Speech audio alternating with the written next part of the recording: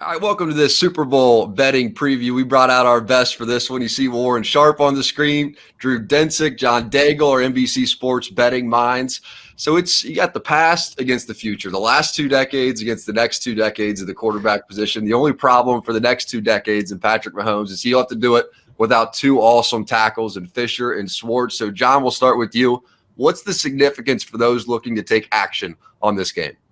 I actually believe the significant injuries for the Chiefs O-line are being magnified and overblown because, again, they're the only injuries we have to discuss. There's only one more game remaining. But what people aren't mentioning at the end of all these injuries is that it's still Patrick Mahomes. It's a small sample, I understand that. But he's been under pressure 19 times this postseason and has averaged 8.5 yards per attempt with 2 touchdowns and no picks under duress. And again, no quarterback this year has attempted more passes outside of the pocket. And on those throws, 146 of them, Mahomes has 16 touchdowns with 0 interceptions. In Week 12, because recall, these 2 teams have already played, Bucs DC Todd Bowles called his fewest amount of blitzes on the year. And I would even expect that to continue, even though the Chiefs will be without 2 starting tackles. And if that is the case, we've seen this postseason, the Chiefs aren't really attacking downfield. Mahomes has only averaged 6 air yards per attempt, and they've obviously had success doing that. So I think the success just carries over, despite the injuries being a main talking point here among other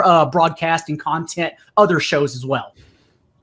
I don't disagree at all. I think that we need the Chiefs to be a pass-heavy offense here. We can't let them get overly concerned with the injuries to that offensive line. They threw the ball at an 80% pass rate on early downs in the first 3 quarters against the Tampa Bay Buccaneers in the last game that they played, and had a lot of success when they passed and very little success when they ran the ball. This team is more pass-heavy now than it has been at any point in time over the last 2 years. They started off 2019 a little bit more pass-heavy, but they actually made a big time shift, going much more run heavy, for them at least, down the stretch. And in terms of winning the Super Bowl, they were still a much more aligned team towards being pass heavy, but shifted towards the run. And that's exactly what they started off this season with. At the end of last season, only 2 of 13 games exceeded 65% pass. Down the stretch, after they started running a little bit more to start this year, they've gone much more pass heavy. 9 of their last 11 games, they've exceeded 65% pass down the stretch in these games. And it's very imperative that they avoid running the ball too much. It's not their strength. This is what Tampa wants you to do. If you always approach the game, what does this defensive coordinator want me to do? Tampa absolutely wants KC to say, hey, I'm scared my tackles are injured. I'm going to try to run the football more, right into the teeth of that Bucs run defense. You absolutely need to pass the ball more if you're Andy Reid. And there's ways that you can do that safely. You can get the ball out quickly. I expect a lot of quick short drops to start this game, and then eventually they will move towards a deeper passing game once there's a little bit of a comfort level with Patrick Mahomes and the protection.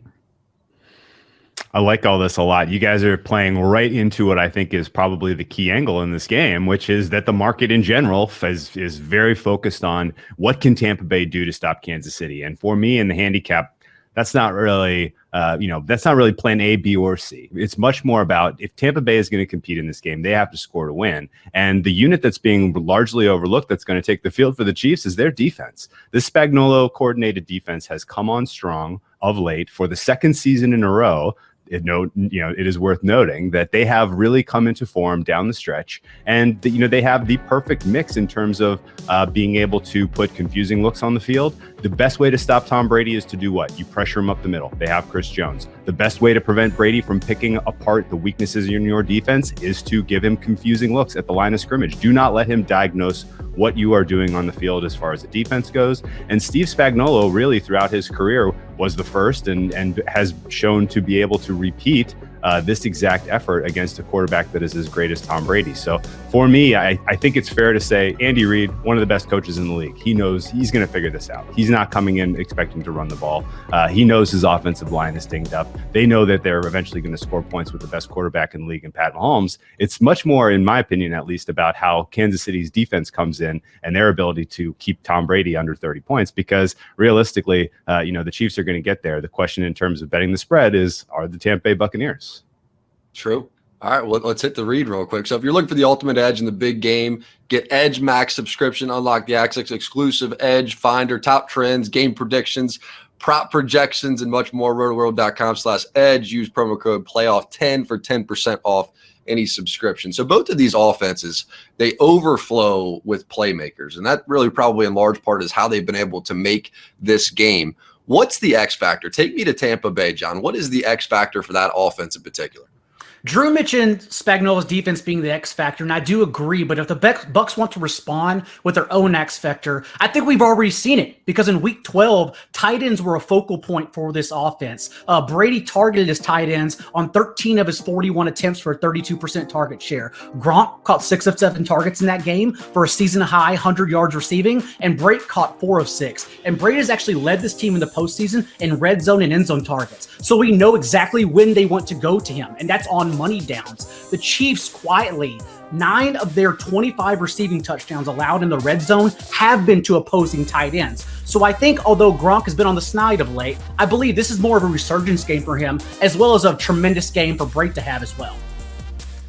And John, to piggyback on your point with regard to tight ends, pay attention to inline tight ends versus tight ends in the slot. This defense of the Kansas City Chiefs does much better against tight ends when they're aligned in the slot, much worse against inline tight ends. And this is where Rob Gronkowski did so much of his damage in that first game. He lines up and runs more routes from inline than does Brate. But I do agree. I like Brate. I actually like Brate to score the first touchdown, to score anytime touchdown. I think there's upside with Cam Brate here. But one of the areas that I want to focus in on is a nearby position to the tight end, and that's the slot wide receiver. The Kansas City Chiefs are really good defending perimeter wide receivers, and they completely slowed down Mike Evans in that first meeting. And one of the reasons that the Tampa Bay Buccaneers started off slowly in that game is because they were focusing too much of their attention to the perimeter. They threw most of their targets to wide receivers in the first half to perimeter wide receivers and had very little success doing so. The few times they only threw 3 times to receivers lined up in the slot, a lot of success. What did they do in the second half? They made an adjustment. And this is one of the things that Tony Romo pointed out on the broadcast, why he thought that this Bucs team figured out some things in the second half of that game. What they started to do, of their 14 wide receiver targets, 11 went to slot receivers in the second half of that game. Only 3 went to the perimeter. Those 3 that went to the perimeter, likewise, terrible production, similar to the first half, but the targets led to receptions when they were going after the slot wide receiver. And this is why I think Chris Godwin, who operates a ton in the slot, should have a lot of success in this game against this Kansas City Chiefs defense. Yeah, that's a great point. I think that read is very fair, and I think realistically, the one thing we haven't covered, which is maybe the true advantage that Tampa Bay has coming into this game, they're better in the trenches on both sides of the ball, and that they almost certainly we see when a team has 2 weeks of prep. When a team is rested and fully healthy, that can manifest an advantage early in this contest. The idea when you get those big bodies in, out there and the adrenaline is pumping, is the Tampa Bay offensive line going to be able to set the tone in the first quarter of this game, really get them on the scoreboard, start to put a little bit of pressure on the Chiefs? I think that's a very real possibility here because they're going to win their one-on-ones early. Similarly, the Tampa Bay defense, realistically, we talked about the limitations of the Chiefs offense and their offensive line specifically, but the Tampa Bay defensive line is full of studs. They have absolutely, got blue chip players at 3 different positions across their front 4. This is a unit that's going to be able to generate pressure. They're surely going to be able to stone the run. And I think that is going to be a pretty important aspect of this game, whether the Tampa Bay can go out and get a lead, which I think is very realistic, or whether they're playing catch up. You're going to need your big bodies in there to win their 1v1s and to keep you in this game. So that's the one advantage that I would point out with Tampa Bay. They do have the better offensive and defensive lines, and that should help equalize things a bit. That it's hard for me to not say that's where you should make your pick. Like these two teams are so similar. Both offenses can just score from anywhere at any time in the game. But you think about the Bucs defensive line. You go back to Week 12, Shaq Barrett. That game they had Fisher, and he had the sack fumble down around the red zone that at least gave the Bucs a chance in that game. And it wasn't a perfect game for Brady, threw a couple of picks. But it seems to me that no Fisher, no Swartz, that defensive line, Pierre-Paul, even Ndamukong Suh was getting pressure from the inside in that game. That is where I'm really leaning in terms of making the pick. I feel like all these games, if you're looking for any slight advantage, this is as close to like a Super Bowl pick'em as we've had, right? How can you not look at they're missing both their great tackles and go, that's the slight advantage I need, especially against a great D-line like we're talking about?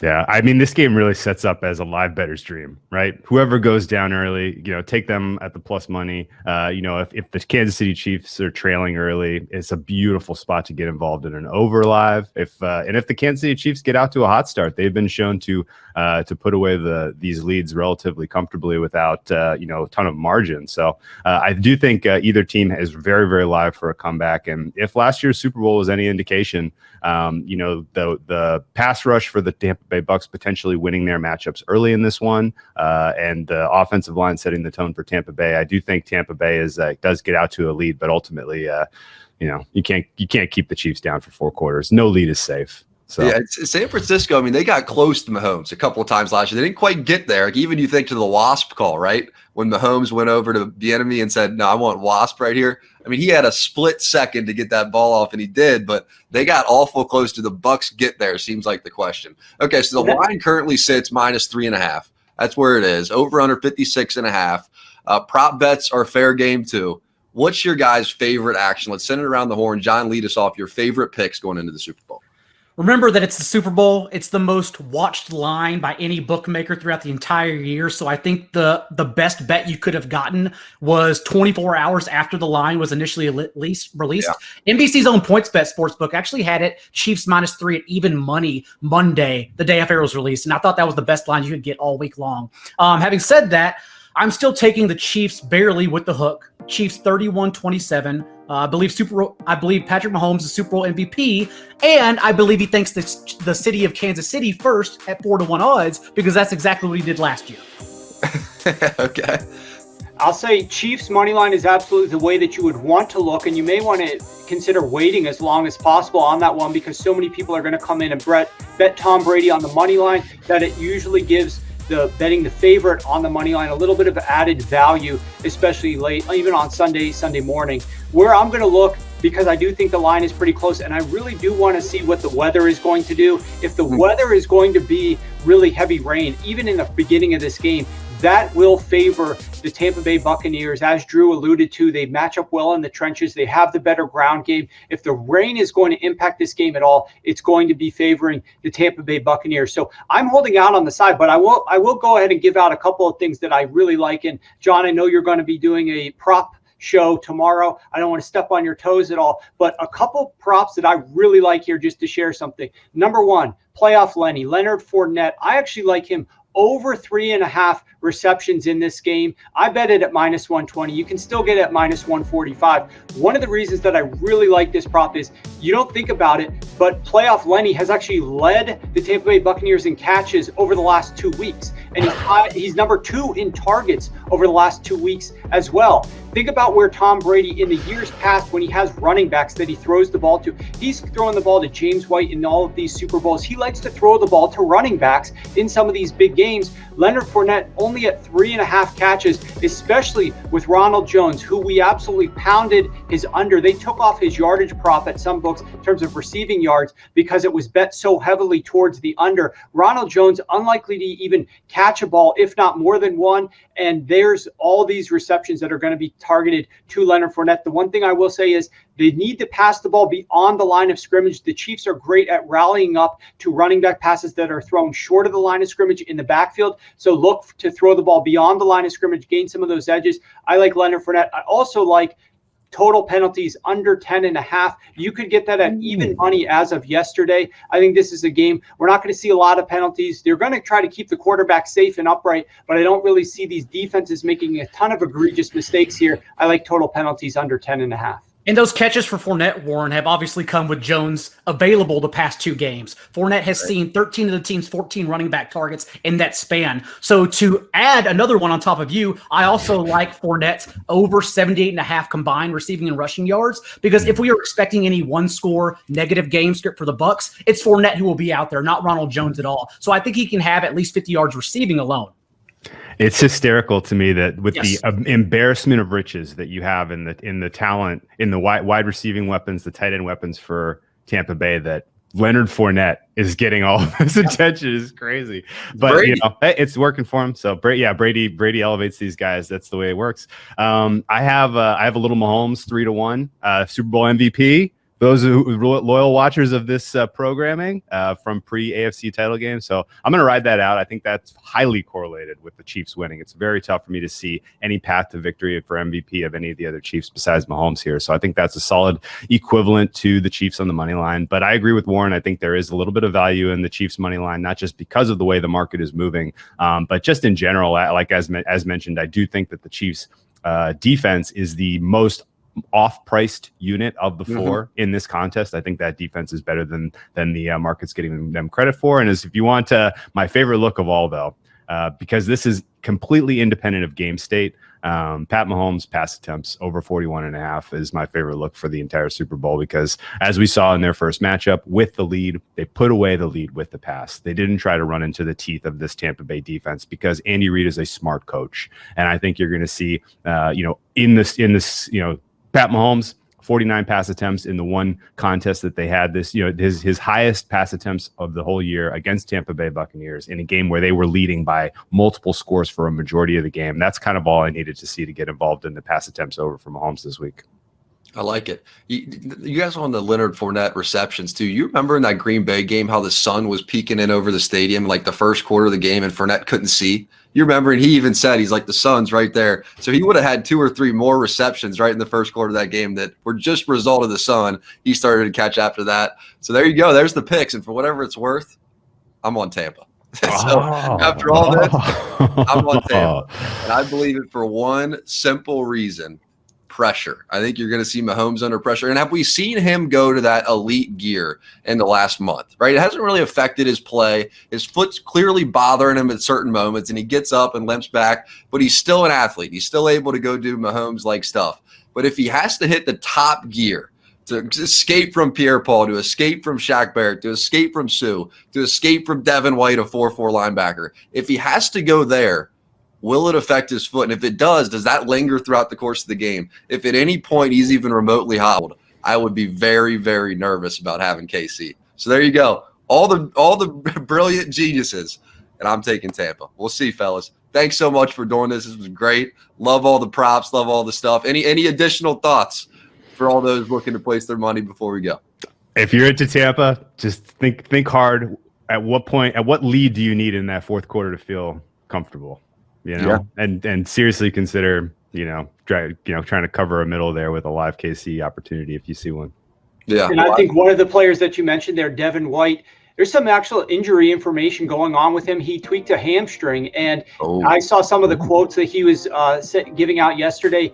He says he's trusting the trainers and he's taking it day by day, and he's hoping that by Sunday he'll be able to be at full strength. It did not sound very optimistic what he was saying. That's not to say what a player says on a Tuesday is actually going to end up being what it's like on a Sunday, but let's just keep an eye on Devin White, because he is a massive piece of that Tampa Bay brilliant defense. Well, fellas, this was fun. The weather report, who knows what the heck happens. It looks like rain 3 days in a row. Devin White officially made me a little bit nervous there. I was betting on his speed. Now we got a hamstring. I feel a little bit more nervous about my pick on the Bucs defense with what he's been doing. And coverage is not exactly his strong suit too, though.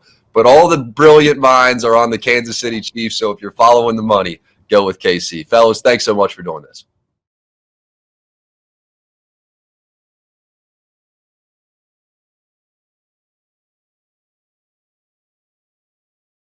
Hi, I'm Mike Tirico, and thanks for watching.